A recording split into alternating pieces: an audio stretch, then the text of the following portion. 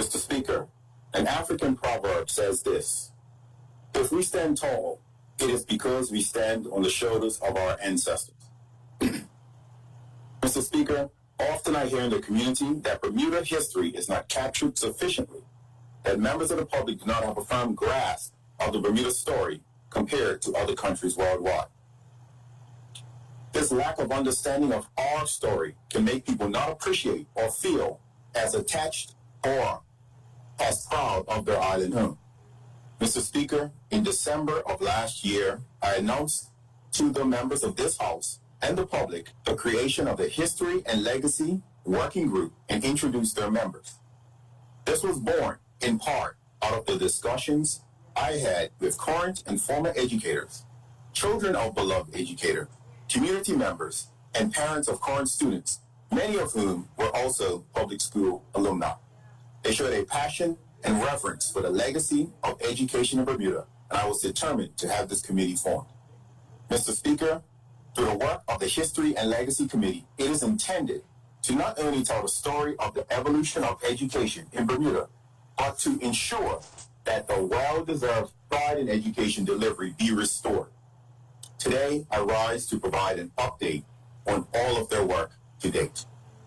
Mr. Speaker, please permit me to remind honorable colleagues and the listening public of the History and Legacy Working Group's remit.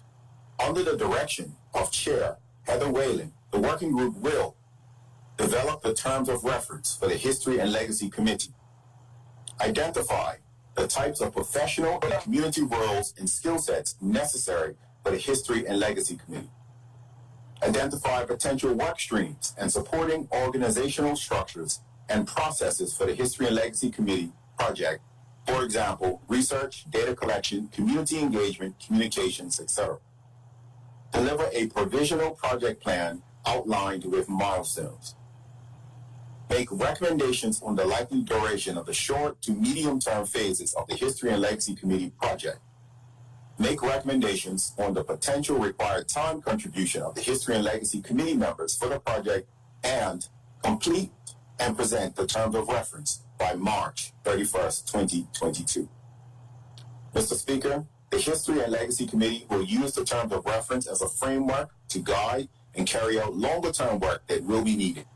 The ultimate responsibility is to ensure the documents of Bermuda's educational history and to make recommendations on the best ways to preserve, honor, and commemorate the history and legacy of education in Bermuda.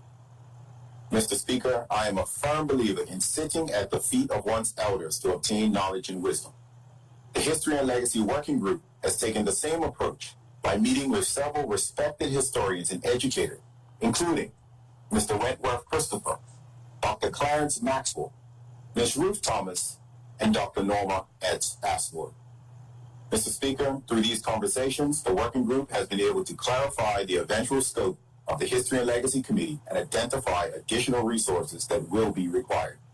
The working group's knowledge and understanding of the impact that the social, political, economic, and religious climate had in shaping and informing the development of education in Bermuda was expanded. They brought to light interesting facts that I did not know, such as nursery schools came into being when women started working outside of their homes more post-World War II, and at the age of school, the age to begin school was initially 7 years old. Mr. Speaker, we live in a digital age. If we have a question, the answer is usually only one Google search away. However, when it comes to specific information on Bermuda's history, few resources could provide the full breadth and depth of knowledge required. One such source of help leaned on was the director of the Bermuda National Library, Ms. Joanne Brangman, and librarian Ellen Hollis. Mr. Speaker, Director Brangman and Librarian Hollis sat with and advised the group about materials and documents available at both the archives and the Bermuda National Library. As custodians of these resources, they allowed access to primary and secondary educational resources as far back as the early 1900s. We're also grateful that both Ms. Brangman and Ms. Hollis offered advice regarding other organizations, schools, and religious institutions that may have useful documents.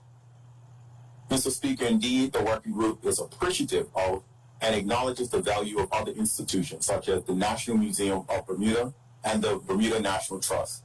both of which indicated their willingness to assist with making their relevant resources available for research purposes. Mr. Speaker, I am most grateful to those institutions for their willingness to support and cooperate with this venture. It has often been said that it takes, and I quote, "it takes a village to raise a child." But in a like manner, the village is needed to help tell the story of the evolution of educating to the children. Mr. Speaker, there is so much history to be referenced by the History and Legacy Working Group and the eventual History and Legacy Committee when it is completely formed and established.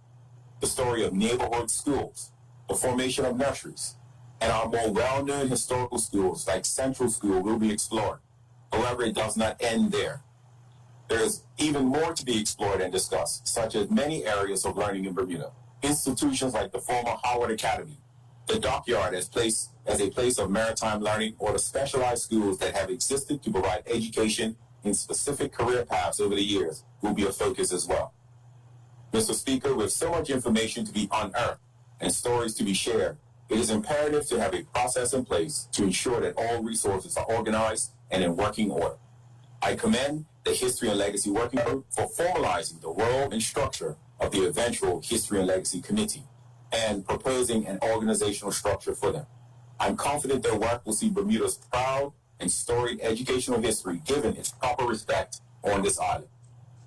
Mr. Speaker, the passion to understand, value, and appreciate the evolution and history of education in Bermuda heartens me, and I am excited for the opportunity to highlight and share that fervor and enthusiasm with the rest of the island.